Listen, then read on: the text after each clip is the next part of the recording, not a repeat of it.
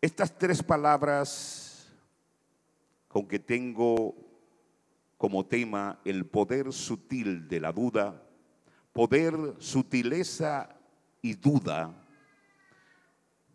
Yo decía, pero Señor, cada una de ellas puede ser un mensaje.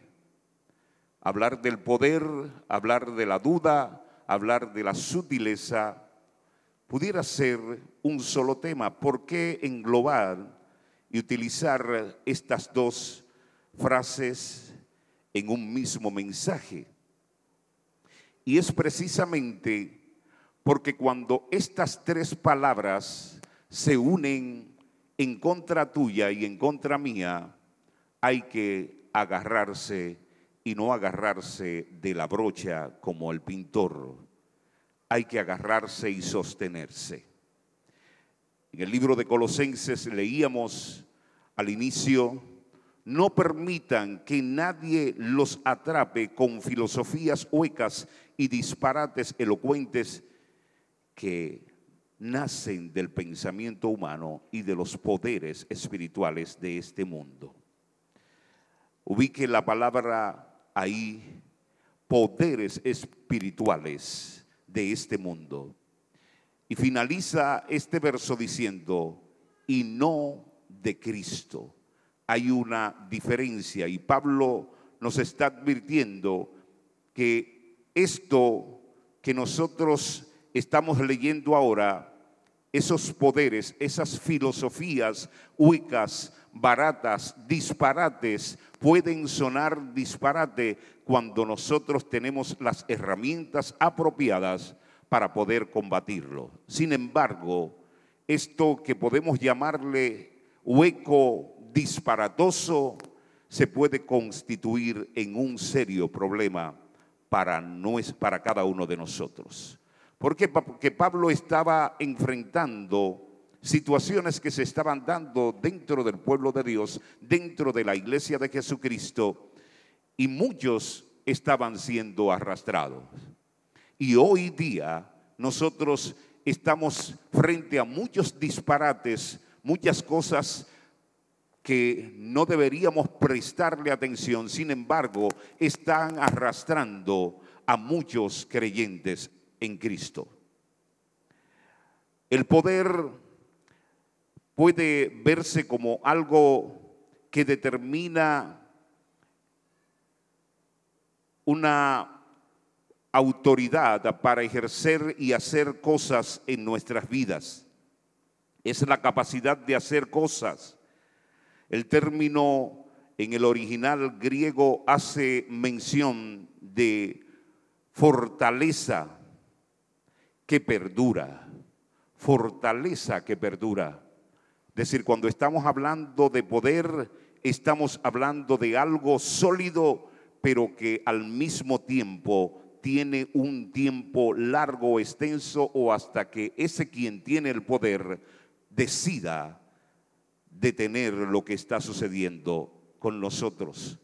Job lo expresó de esta manera en el capítulo 6, verso 12 del libro de Job. ¿Tengo yo la fuerza de una roca? Se pregunta él. Hace otra pregunta Job. ¿Está mi cuerpo hecho de bronce?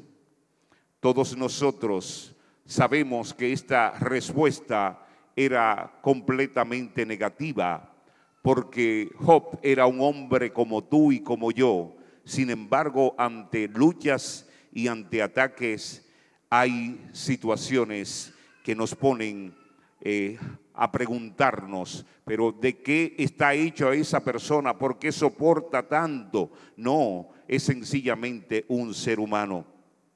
También en la mayoría de los casos hace referencia la palabra poder a fuerza, potencia, capacidad de producir, y hace referencia precisamente al ser humano. En el libro de Génesis, capítulo 49, verso 3, dice: Rubén, tú eres mi hijo mayor, mi fuerza, el hijo de mi juventud vigorosa.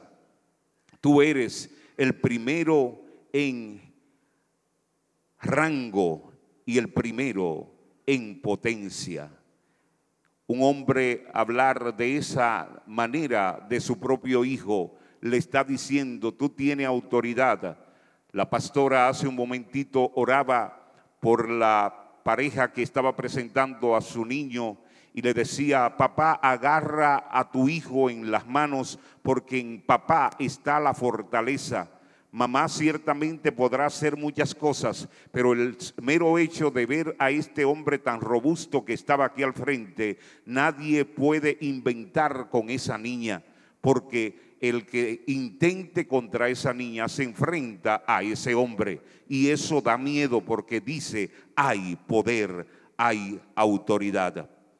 En el libro de Génesis capítulo 4 verso 12 dice: la tierra ya no te dará buena cosecha, por mucho que la trabaje, de ahora en adelante será un vagabundo sin hogar sobre la tierra. Todos nosotros sabemos que esta es una sentencia dada por Dios a Caín luego de cometer ese pecado, ese hecho horrendo de matar a su hermano Abel. Y como consecuencia Dios tuvo que decretar algo que se cumplió al pie de la letra. Esto es poder, esto es autoridad. Y cuando nosotros nos referimos a Dios, estamos hablando de el omnipotente, el que hizo todas las cosas. Y ciertamente Dios tiene el poder, porque Él fue que puso en orden, luego de haberlo hecho todo. La canción que cantábamos dice: tú tienes el poder, tú tienes el control, mi vida en tus manos está en completa tranquilidad. El poder manifiesta la voluntad de libertar a su pueblo. Dios hace que su pueblo sea libertado, no porque Él era un Dios bueno, no haciendo referencia a su misericordia. Él liberta a su pueblo. Israel lo libertó ¿con qué? Con mano fuerte, con poder y con autoridad. Pero de igual manera te salvó a ti y me salvó a mí con un hecho que nadie puede superarlo. Entregó a su único hijo para salvar a la humanidad. Y esa salvación hoy nosotros podemos exhibirla. Es posible que nosotros también, los seres humanos, tengamos poderes. Pero también la Biblia habla que en este universo no estamos solos.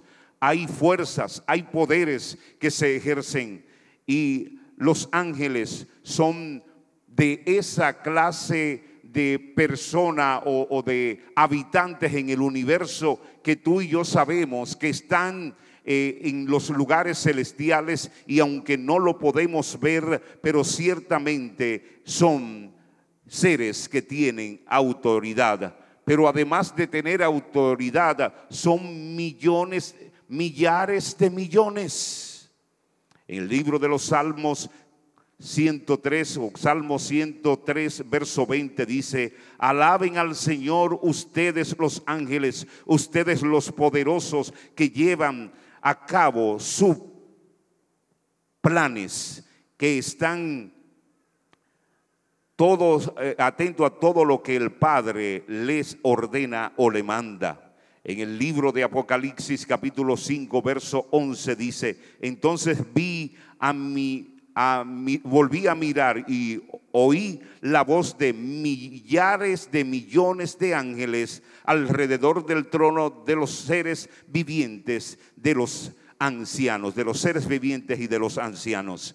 Quiere decir que la palabra nos confirma que los ángeles son seres creados por Dios y que están ahí para cumplir con lo que el Padre les dice, pero ellos tienen autoridad, tienen poder. Pero aquí se está hablando de que hay millares de ellos solamente cantando, alabando el nombre de Dios alrededor del trono. Había millares de millones de ángeles dando gloria y exaltación a nuestro Señor y Salvador. Pero no se queden así, porque si solamente contáramos con el poder de Dios, con el poder que tenemos nosotros, con el poder de los ángeles, no, también hay otro poder que se ejerce aquí en la tierra y en el universo, y es el poder de Satanás, el príncipe de los aires, que está establecido y está ejerciendo una serie de cosas, moviendo las aguas, moviendo las cosas para que tú y yo no alcancemos lo que tenemos que alcanzar. Ese se llama Satanás y todos sus demonios. En Efesios capítulo 2, verso 2 dice: vivían en pecado, igual que el resto de la gente. Obedecían al diablo, el líder de los poderes del mundo invisible, quien es el espíritu que actúa en el corazón de los que se niegan a obedecer a Dios. No solamente Satanás, sino que hay una serie de personas que no quieren obedecer a los mandatos y principios bíblicos, que están haciendo la contra a tu decisión por Dios, en la contra a lo que es la palabra de Dios. Definitivamente tenemos enemigos y nosotros tenemos que vencerlo.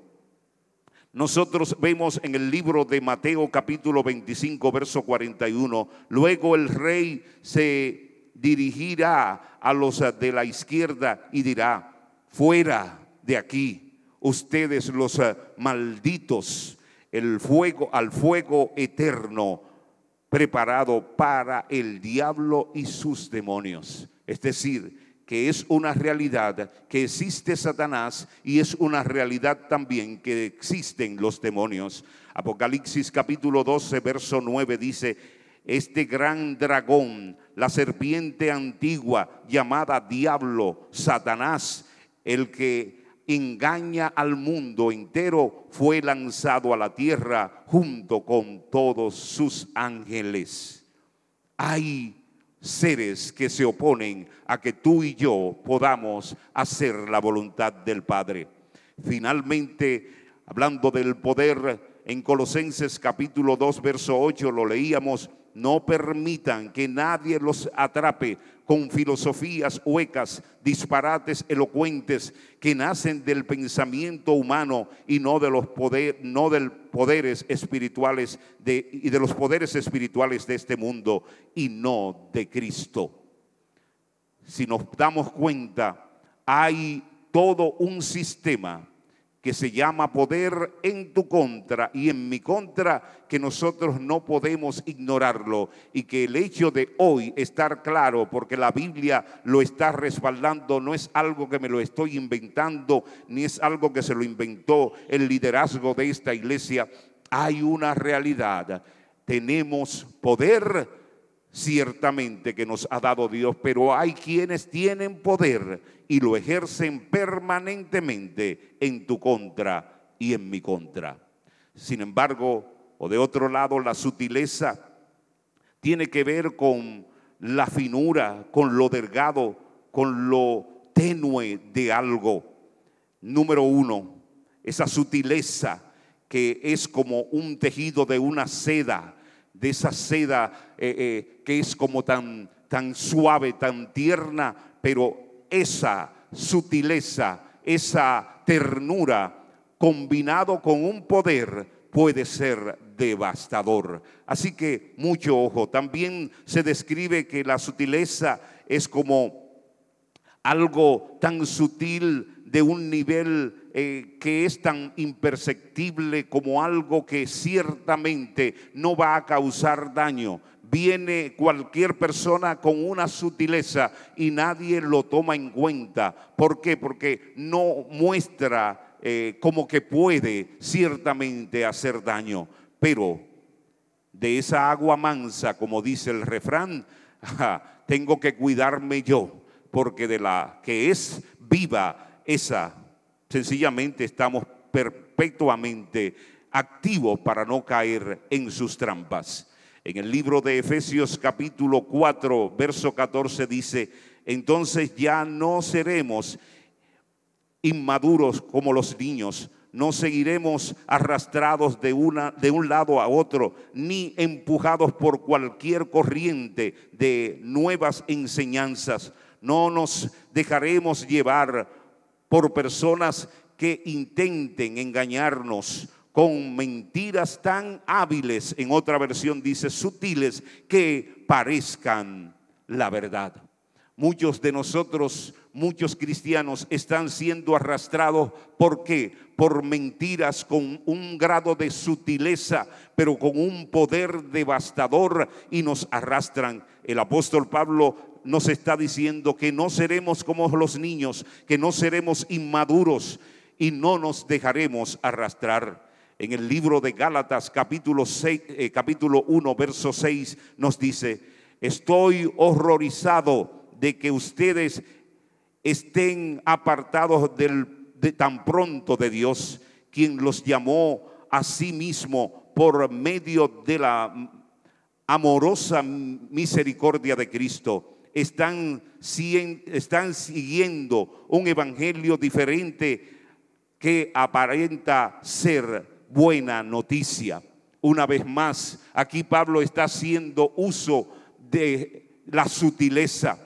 Parece ser tan verdad esa mentira, ese evangelio, esa buena noticia, pareciera que es pura, que es verdad, pero le está diciendo: ustedes se apartaron, ustedes se han separado del evangelio verdadero y se han dejado arrastrar por esas mentiras.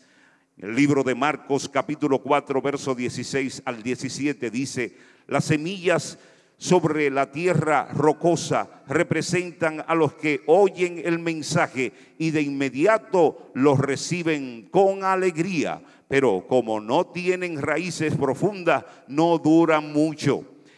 En cuanto tienen problemas o son perseguidos por creer la palabra de Dios, caen. Cuando no hay raíz, cuando no hay suficiente madurez, cuando aunque tengamos la alegría, aunque tengamos el gozo, dice Pablo que esa semilla que no tiene raíz, entonces tan pronto viene la prueba, tan pronto vienen los ataques, con sutileza, con poder y con duda, definitivamente nos hace echar a correr y abandonar nuestra fe. Sin embargo, la duda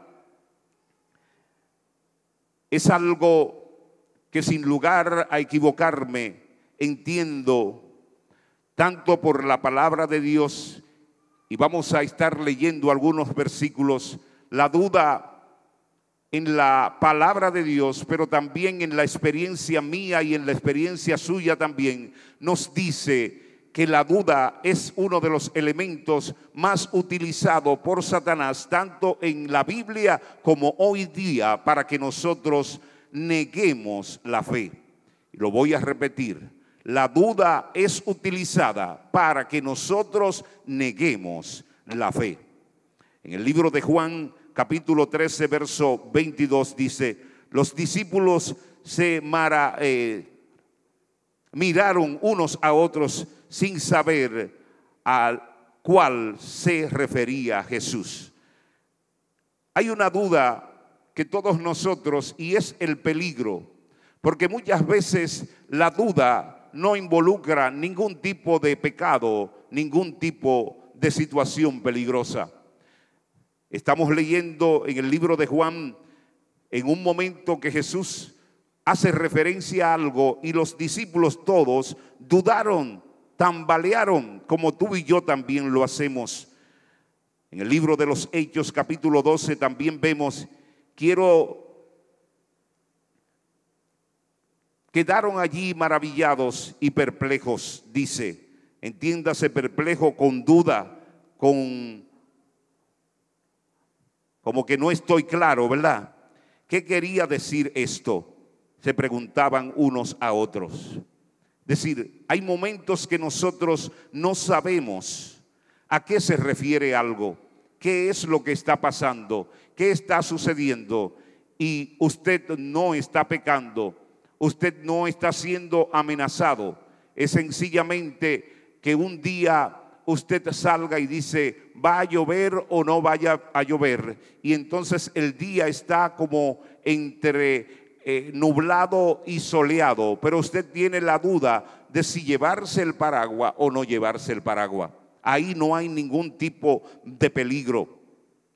En el libro de los Hechos, capítulo 12, dice el capítulo 2, verso 12, ya ese le leímos, pero también en el capítulo 10, verso 17, Pedro quedó muy decepcionado. ¿Qué podría significar la visión? Justo en ese momento, los hombres enviados por Cornelio entraron en la casa de Simón de pie frente a la puerta. Es decir, hay algo que te deja perplejo. Pero ¿qué sucedió? Justamente ustedes saben que Pedro había visto una visión y justamente llegan estos hombres, llega la incertidumbre, llega la duda, llega la pregunta de qué pudiera estar pasando. La duda ciertamente en nuestros días está a flor de piel. Nosotros estamos dudosos si me puedo o no poner la vacuna. Nosotros estamos dudosos si ciertamente hay una nueva cepa que ha entrado y que dice que están las dos actualmente en la República Dominicana.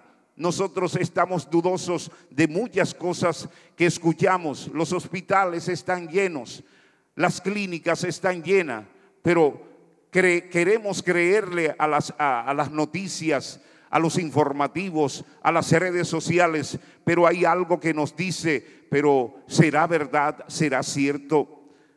Verdaderamente este tipo de duda a veces nos pone hasta en alerta con cosas que nosotros tenemos que hacer, tenemos que decidir. Pero quiero entrar a la duda que viene como el objetivo de destruir tu fe y de destruir mi fe. Y les decía que el enemigo sabe, él está consciente que si él utiliza la duda, porque la certeza es la fe que nosotros podemos depositar en algo o en alguien. Y en el caso tuyo y mío, la fe que depositamos en Dios. La incertidumbre es todo lo contrario. La incertidumbre te lleva a dudar, te lleva a creer que lo que te han dicho no se va a materializar, no se va a cumplir. Y ciertamente hoy nosotros podemos ver que el enemigo está utilizando esta arma poderosa llamada duda, pero no solamente viene con la duda, sino que viene con poder y viene con sutileza. En el libro de Marcos, capítulo 6, verso 6, la palabra nos dice: y estaban asombrados de su incredulidad. Después Jesús fue a la aldea a enseñar la verdad del evangelio. Ustedes saben que la palabra misma dice, y este versículo de Marcos habla de que encontró tanta incredulidad, tanta duda en su propio pueblo, en su propio lugar de nacimiento, que no pudo hacer muchos milagros. La palabra dice que solamente logró hacer unos cuantos milagros. Parece que sanó un par de fiebre, un par de dolor de cabeza, pero hacer milagros como tal no pudo hacer, y él quedó pasmado por la incredulidad, la duda que había entre su propia gente. Mire, muchos de nosotros hemos recibido palabras de Dios, promesas de Dios. Sin embargo, la duda no ha logrado que nosotros podamos ver, realizar esa verdad en nuestras vidas. ¿Por qué? Porque la duda inhabilita las verdades que Dios ha dicho de ti y ha dicho de mí. Y nosotros tenemos que estar apercibidos con esta pura verdad. En el libro de Romanos, capítulo 14, verso 23, también nos dice: pero si tienes dudas acerca de si debes o no hacer, si debes o no hacer algo en particular, entonces es pecado. ¿Qué es lo que está diciendo el apóstol Pablo? Que muchas veces nosotros incluso vamos donde alguien a preguntarle de algo que tenemos duda si es pecado o no es pecado. Y aquí es donde ya entra la mala fe de Satanás con el poder, la sutileza y la duda.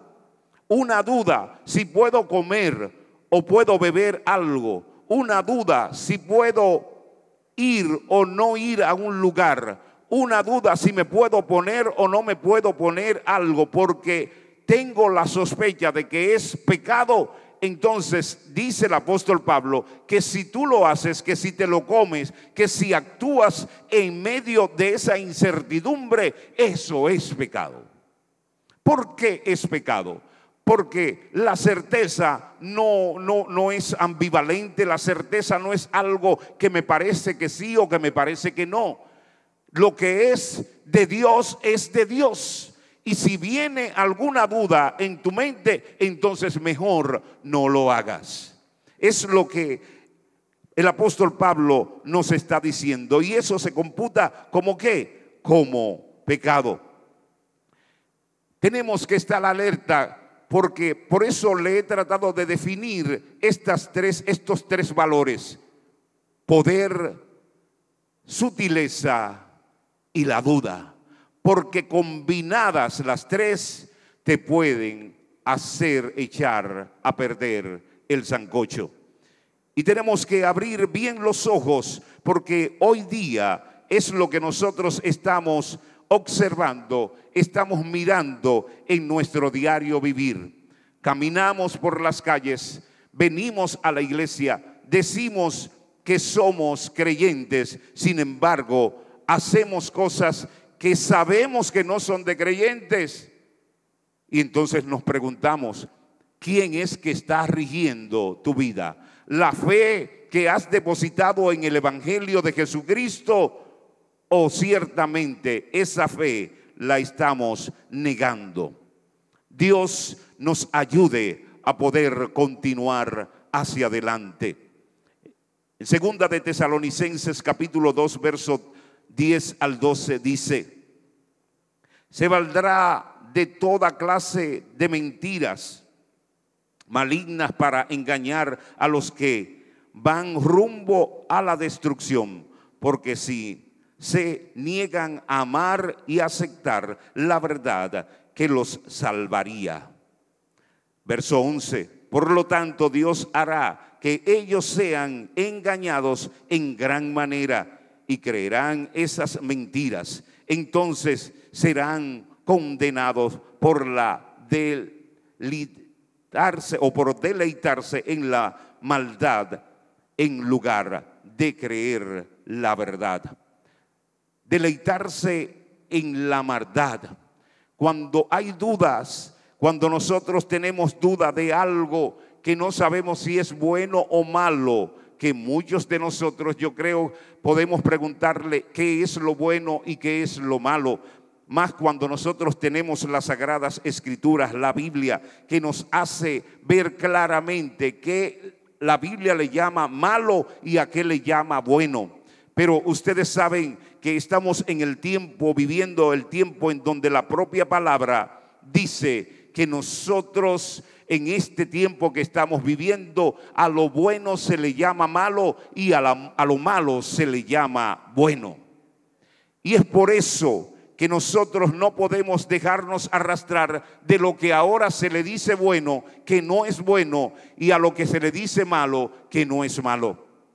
Definitivamente nosotros tenemos que combatir contra el poder sutil de la duda.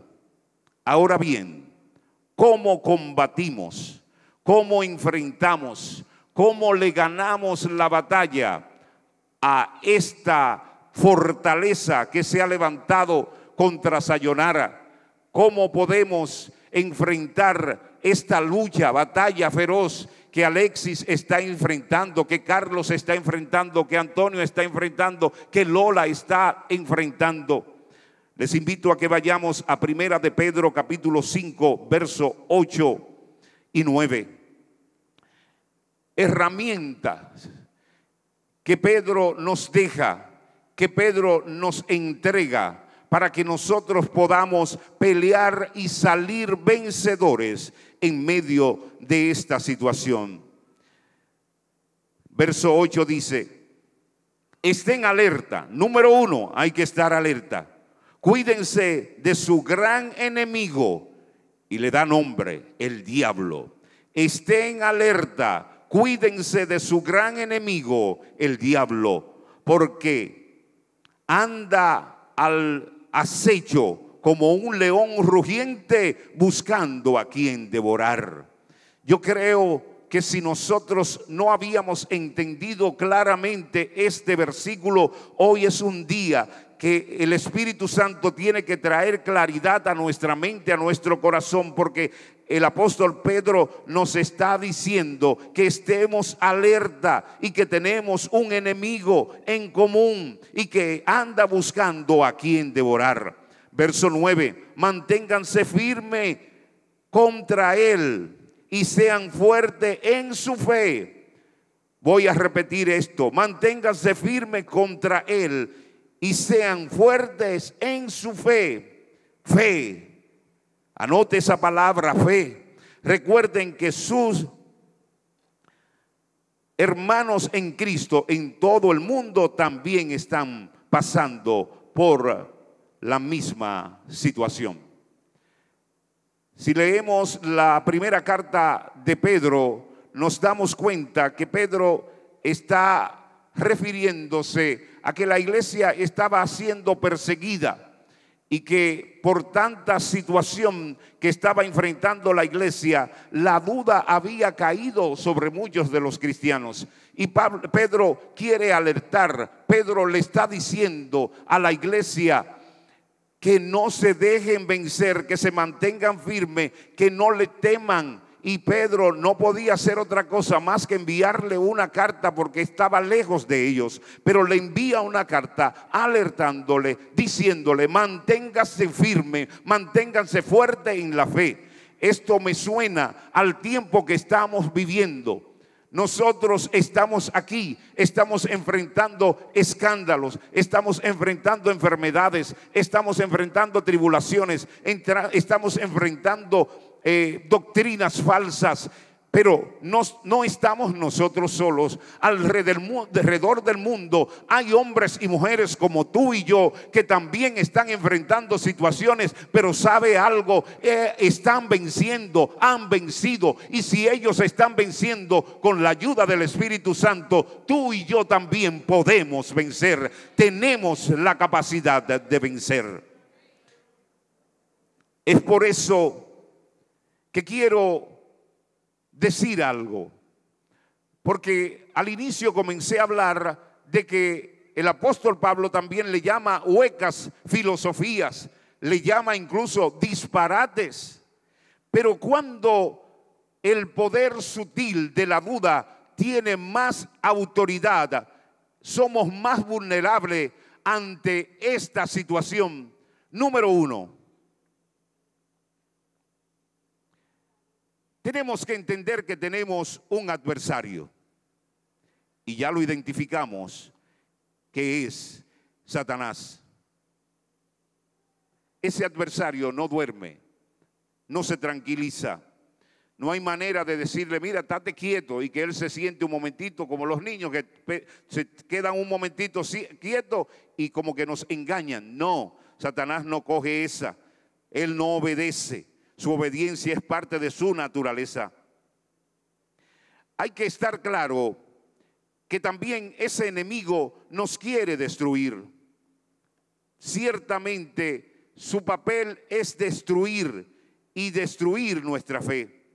Pero en tercer lugar, para él destruirnos, él ataca con la duda a nuestra fe. ¿Por qué?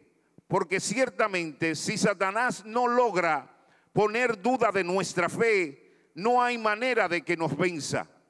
Cuando nosotros podemos mantener firme nuestra fe, nosotros podemos decir que hemos vencido. Y es lo que Pablo les dice, o lo que Pedro les dice a los hermanos, que ellos tienen que mantenerse firmes en su fe.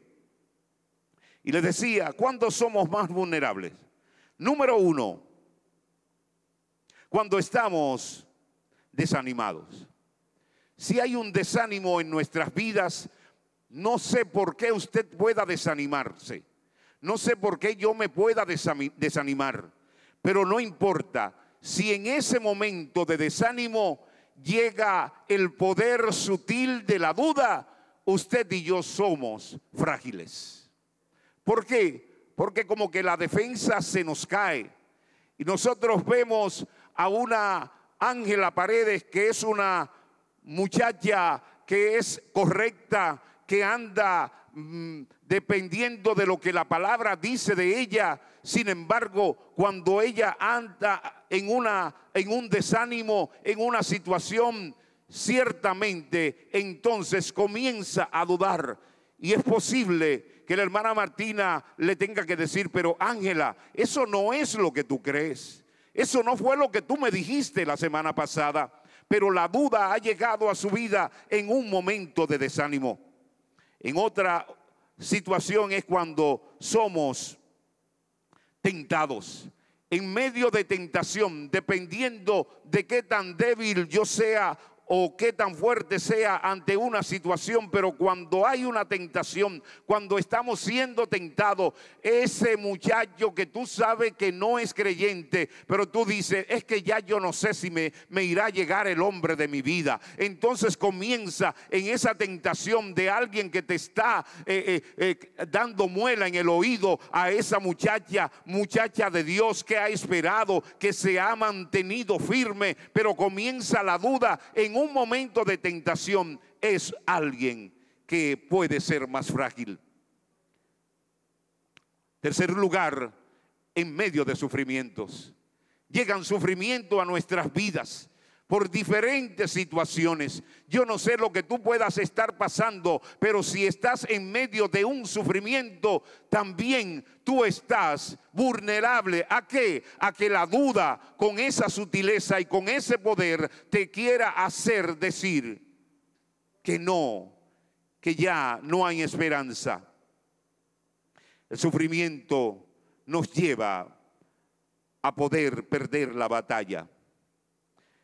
En cuarto lugar, cuando somos amenazados, cuando hay amenaza de echarnos de la casa, cuando hay amenaza de que nosotros vamos a caer en cicla y que nadie nos va a sacar de ahí, o cuando no puedo pagar el préstamo y aún a quien me sirvió de garante le pueden embargar sus ajuares, entonces la duda toma una preponderancia, pero que nos sacude de una manera que entendemos que nos va a devorar. En medio de persecución, número 5, cuando somos perseguidos, cuando estamos siendo perseguidos, comenzamos a dudar. Y es por esto que Pedro le dice a la iglesia, en medio de esa persecución, que posiblemente su vida está en peligro. Oigan, agárrense de la fe, sosténganse de esa fe inquebrantable. Número 6, en enfermedades. ¿Cuántos de nosotros hemos escuchado que cuando una persona está enfermo, grave de muerte, cántenle cántico, léanle la palabra, porque se entiende que en un momento de debilidad, de enfermedad como esta, el enemigo entonces viene con duda en nuestros corazones y nos dice que nosotros no somos salvos, que nosotros no vamos a salir de esa. Pero nosotros podemos decir, ay, cuando la palabra de Dios llega a la vida de un hombre, de una mujer, tenemos resultados como lo que hemos visto con nuestro hermano Máximo. Y Máximo ahora habla, todo lo puedo en Cristo. Cuando yo escuchaba a los médicos decir que yo no pasaba de esta noche, él decía, eso es lo que dicen los médicos, pero lo que Dios dice de mí es otra cosa. en medio de la enfermedad, tenemos que aferrarnos y ponernos de frente, pero con la fe en el santo evangelio que hemos creído y que le hemos predicado a tantas personas. Cuando somos más frágiles en la fe, con líderes corruptos, cuando sale a la información, da a entender que el mundo se está acabando. Pero si ese líder cayó, pero si ese líder hizo tal o cual situación, entonces ¿qué nos espera? Nadie nos puede salvar. Llega la duda a tu vida, llega la duda a mi mente, y nosotros comenzamos a cavilar en nuestros corazones y a decir: sálvese quien pueda, esto no hay quien lo aguante. Estamos viviendo a situaciones que ciertamente nos están estremeciendo en los últimos tiempos, con líderes seculares, pero también líderes espirituales que están fallando, que andan en corrupción, que andan haciendo las cosas como no deben hacerla. Pero nosotros tenemos que estar sostenidos de nuestro Señor y Salvador Jesucristo. Número 8, cuando hay ofensas, sea cuando hay alguien que te ofendió, mire, ahí es donde tenemos que cuidar más nuestras vidas de la duda. Porque cuando somos ofendidos, cuando alguien te ofende, mire, todo el que es hasta una persona de paz quiere coger piedra para tirar piedra. Recuerden que cuando éramos niños, la forma para hacer a una persona pelear era un día como hoy, Antonio, ponerte a tu mamá y te ponía, esta es tu mamá y esa es tu mamá. Y el otro que era freco comenzaba a hacer una serie de cosas a tu mamá, porque ante el insulto a tu mamá se supone que el más cobarde tiene que reaccionar. Las ofensas nos ponen en duda. Ay, pero se encontraban con un perquincito que le hacían de todo a ese papel o a esa hojita, a ese papel, y entonces llegaba la palabra de Dios. Ay, Dios mío, no, muchas veces yo tuve que tirar una trompada, pero a veces llegaba la palabra de Dios y te decía: esa no es tu mamá es la santa que encontró a Jesucristo, le dio entrada a su vida. Eso no te lleve, porque el diablo lo que te quiere llevar es a pelear. Pero cuando nosotros le damos acceso a la duda, ¿qué hacemos? Peleamos. Cuando nos ofenden, tenemos que encender la duda, la fe a la más alta capacidad. ¿Estás ofendido? En el ministerio te ofendieron, abre los ojos, tiene que estar activo. ¿Por qué? Porque estás en una de las situaciones más difíciles en donde la duda se ocupa de ti. Abre los ojos. Las ofensas, peligrosa para darle acceso a la duda. Finalmente, doctrinas falsas. Hay tantas falsas doctrinas y te vienen, y uno encuentra personas que vienen a donde uno a preguntarle: y es verdad, ¿dónde escuchaste esto? Sencillamente alguien fue a visitarle y comenzó a decirle cosas falsas que no están en las Sagradas Escrituras, y llegó la duda a su corazón. Llegó la duda a su vida. Y ciertamente vamos a tener que pelear permanentemente con esto. Tenemos que creer que el Hijo de Dios está sentado a la diestra del Dios Padre, intercediendo por ti y por mí. Y esto se lo digo porque puede ser que mi hermano Algeni me dice: estoy orando por ti. Pero Algeni le cogió el sueño y no oró nada por mí, pero él dice que está orando por mí. Y muchos de nosotros le creemos a las personas. De hecho, creemos cuando alguien dice: estoy orando por ti. Le creemos cuando alguien nos dice: anoche me tuve que levantar de madrugada a orar por ti. Pero en el libro de Lucas, capítulo 22, verso 31, y 32. Lucas capítulo 22, 31 y 32. Dice, hablando el mismo Jesús: Simón, Simón, Satanás ha pedido zarandear a cada uno de ustedes como si fueran trigo. Verso 22, 32. Pero yo he rogado en oración por ti, Simón, para que tu fe no falle. Mire, el que la hermana Hulda me diga que está orando por mí tiene un valor, pero que el mismo Jesús diga que está orando por ti y por mí. Le dijo a Pedro: yo estoy orando, yo estoy clamando, estoy rogando, suplicando por ti. Y oiga, ¿para qué pide? Para que tu fe no falle. En el libro de Efesios capítulo 6, versos 16 y 17. Además de todo eso, levanten el escudo de la fe para detener las flechas encendidas del diablo. Verso 17. Pónganse la salvación como escudo y tomen la espada del Espíritu, la cual es la palabra de Dios. Jesús le dijo a Pedro que Satanás le había pedido permiso para zarandearlo como a trigo, pero que él había orado por él.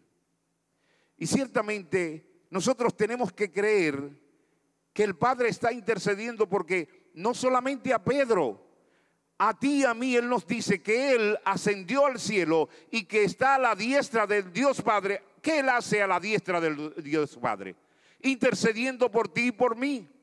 Es decir, que cuando venga la enfermedad, que cuando venga el enojo, la ofensa, ¿cómo yo voy a resistir? Creyendo en lo que la palabra dice de ti y de mí, que el Padre, que Jesucristo está a la diestra de Dios Padre, intercediendo por ti, orando por ti, clamando, suplicando por ti y por mí. Por eso es que Pablo le está diciendo: no tengan temor. Además de todo esto, levanten el escudo de la fe. ¿La fe en qué? Tú tienes que creer, tu fe, mi fe tiene que ser que Jesucristo está a la diestra de Dios Padre intercediendo. Y si tenemos un intercesor como Jesucristo a nuestro favor, ¿por qué vamos a dudar? Les decía ahorita que el enemigo, Satanás, el diablo, lo que quiere es que nosotros dudemos, porque cuando dudamos, lo que él pretende es que neguemos la fe. Y Pablo le está diciendo que tomen el escudo de la fe, el escudo de la fe, y que tomen la espada que es la palabra de Dios. Se dice que en los ejércitos anteriormente los soldados llevaban como máximo dos de esas, podemos decirle ahora bazooka, pero eran dardos que ellos lanzaban, y esos dardos eran como especie de un bambú vacío, ¿verdad? Pero ellos le echaban algo inflamable, y entonces en el campamento enemigo, ellos de cuando en vez lanzaban una de esas llamas y caían dardos encendidos, y donde eso caía, hacía un fuego. Y Pablo está haciendo la comparación con esto. Con el escudo de la fe, apaguen el fuego, apaguen ese fuego. La fe tuya que tú tienes en Cristo Jesús, lo que Él ha dicho de ti, lo que Él ha dicho de mí, te tiene que mantener, que cuando llegan esos dardos encendidos, tú puedas con la fe apagarlo. Pero la espada, que es la palabra de Dios, ¿qué es? ¿El instrumento para qué? Para tú agredir, para tú afectar. Y el enemigo tiene que ceder ante esto. Y le voy a decir, ciertamente Jesús fue bautizado.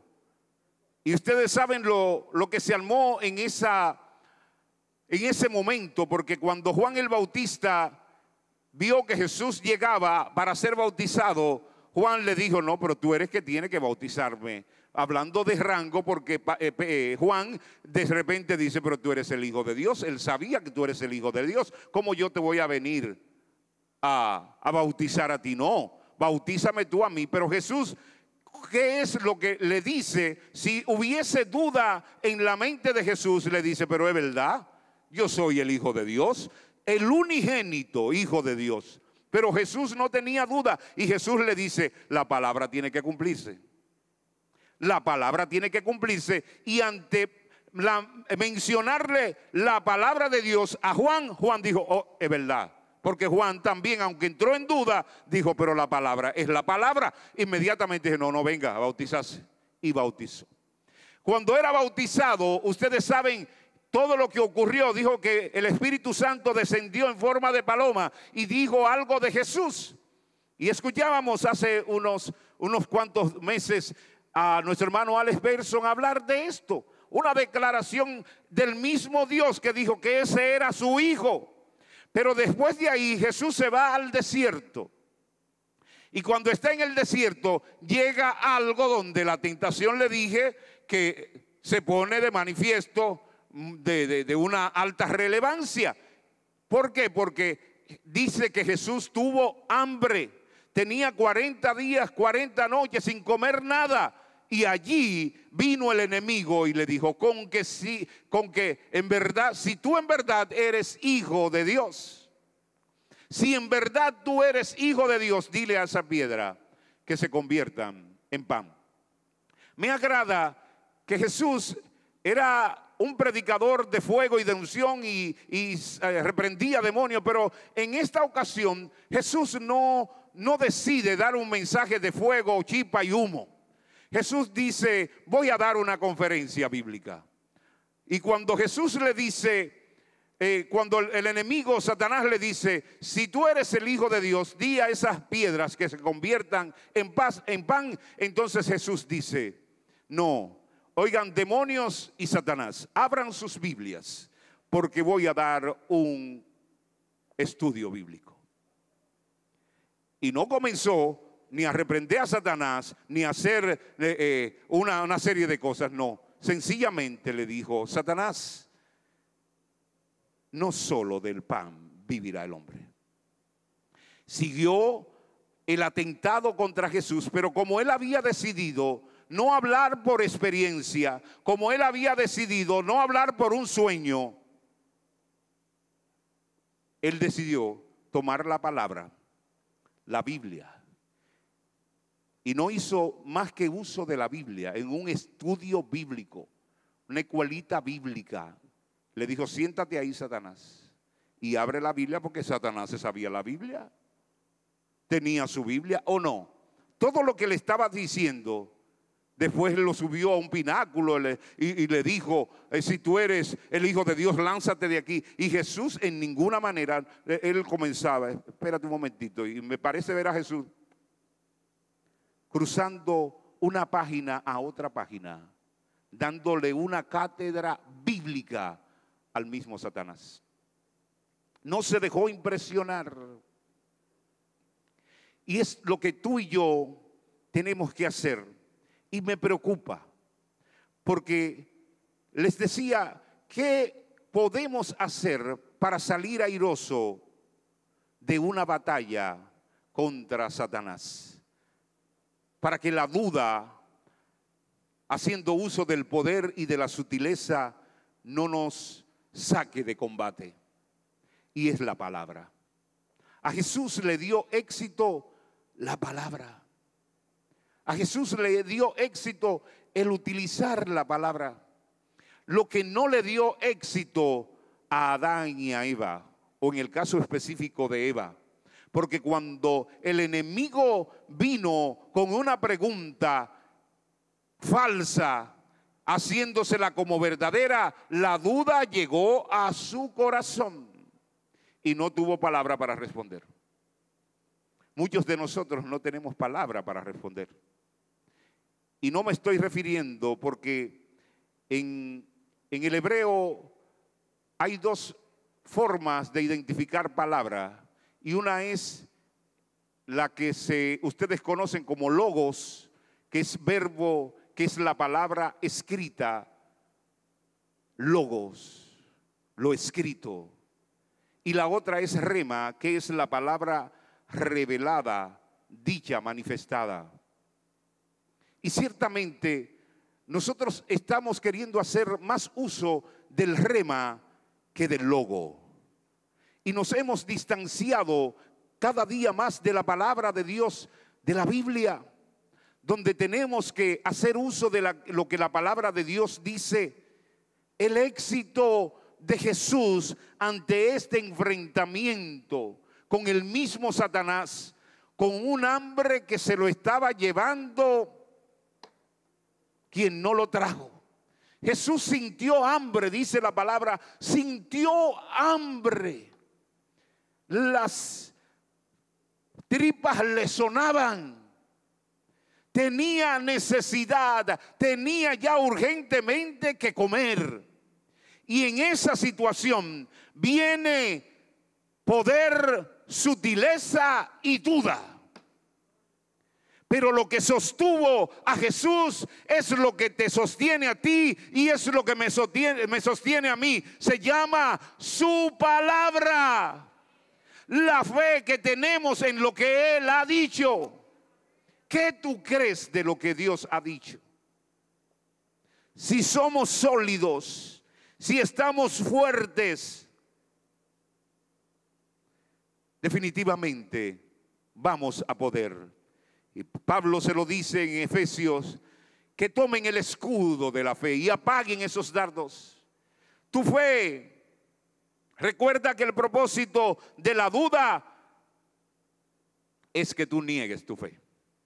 Por eso, cuando tu fe se mantiene sólida, tú no vas a caer. No te puede vencer. No te puede vencer porque tu fe está como un gigante. En el libro de Romanos, capítulo 10, verso 17, nos dice: así que la fe viene por el oír, es decir, por oír la buena noticia acerca de Cristo. Si tú y yo hemos escuchado, hemos leído la palabra de Dios, nos vamos a mantener firmes. Es lamentable que muchos creyentes no quieren venir a la escuela bíblica, que no quieren asistir a la escuela bíblica.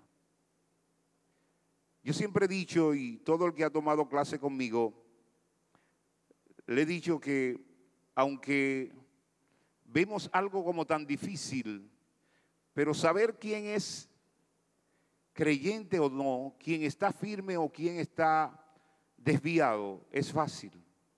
Eso es fácil. Yo lo que no puedo comenzar a enviar gente para el infierno, porque la misericordia de Dios siempre deja un escape. Pero un cristiano que ni lee la Biblia, ni estudia la Biblia, y que le hablan de estudio bíblico, le hablan de escuela bíblica, y eso es un disparate. Pero el saltar y comenzar a venir a bailar, eso sí, eso es de Dios. Mire, el chismoso es porque no tiene palabra de Dios. El mentiroso es porque no tiene palabra de Dios. Entonces, cuando usted ve una gente que no le gusta estudiar, que no quiere nada con la palabra, sálgale huyendo.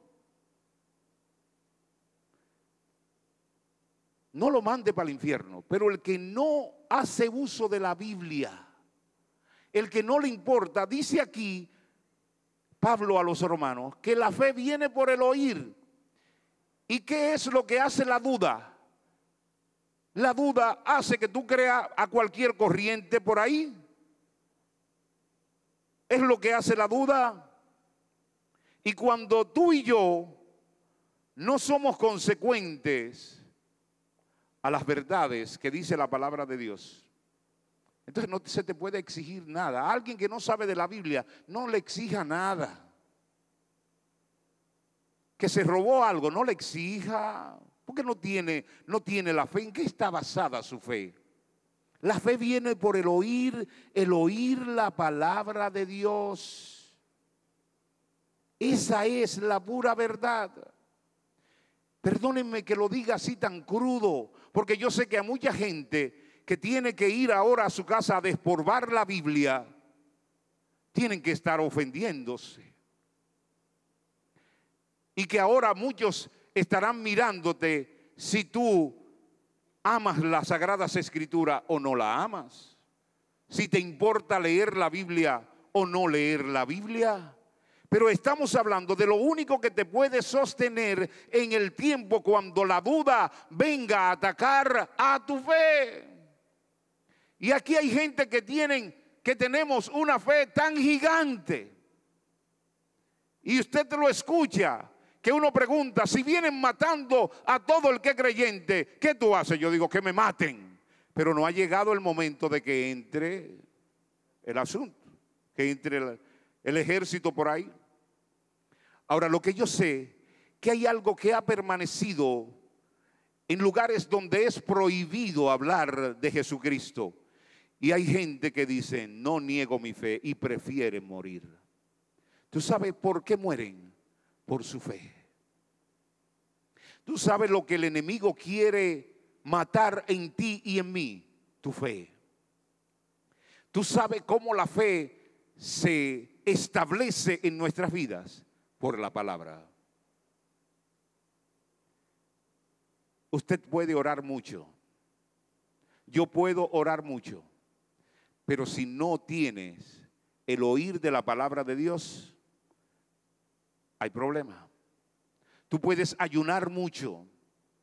Tú puedes vigilar, echarte de silicio, pero si la palabra no es la que está fundamentando tu fe, hay problema, hermanos. Y este día el Señor quiere que tú vengas y le diga muy honestamente, con mucha sinceridad, Dios, necesito que tu palabra se haga viva en mi vida. La gente es convencida, ciertamente, por la palabra, y el Espíritu, ¿sabe lo que usa? El Espíritu usa a la palabra para convencer. Tal vez hoy no es un mensaje de muchos amenes, ni salir saltando, pero lo que sí esperamos es que esta reflexión en el día de hoy te lleve a amar su palabra, a aferrarse a su palabra, porque es la fe lo que te va a mantener de pie, y la fe va a venir por el oír la palabra de Dios. Yo quiero que te pongas sobre tus pies.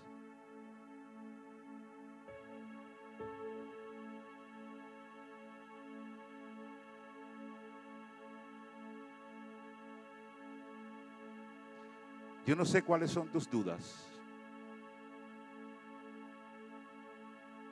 pero sí sé que ayer, antes de ayer, o tal vez esta tarde, o tal vez ahí mismo donde estás sentado,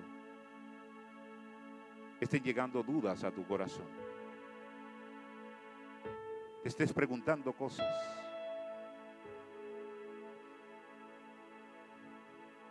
Pero si has escuchado la palabra y has escuchado que Cristo es el instrumento que el Padre proveyó para salvación, y que cuando le recibimos a Él en nuestras vidas, en nuestros corazones, Él se apropia de nuestras vidas, y que ya no andamos como bastardos, que ya no somos criatura, sino que somos hijos. Esa verdad tiene que quedarse en tu mente, esa verdad tiene que quedarse en tu corazón, en mi corazón, y no importa cuáles vientos se levanten, tú tienes que seguir creyendo que Jesucristo es tu Salvador y que tú eres su hijo. Pero el enemigo, el que yo lo diga, Suena bien. Que tú lo creas y que tú no lo dudes es la garantía que ciertamente estás firme en tu fe.